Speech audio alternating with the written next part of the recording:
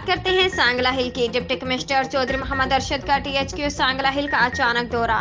अस्पताल में मुहैया की जाने वाली सहूलियात का तफसीली जायजा लिया। मरीजों और उनके लवाहिकीन से सहूलियात के बारे में दरियाफ्त किया। अस्पताल में मरीजों को बेहतरीन इलाज तशखीस के साथ मुफ्त अदवायात की फरहमी को यकीनी बनाया जाए। डिप्टी कमिश्नर चौधरी मोहम्मद अरशद का टीएचक्यू सांगला हिल का अचानक दौरा।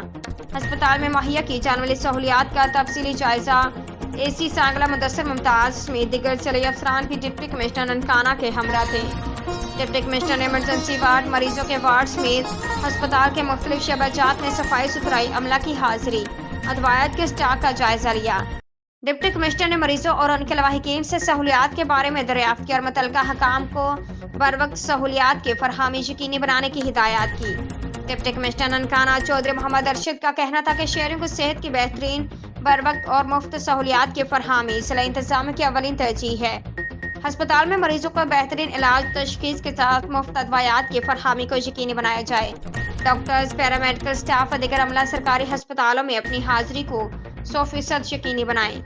रिपोर्ट सेठ हमजद अली, जोर न्यूज़, सांगला हिल।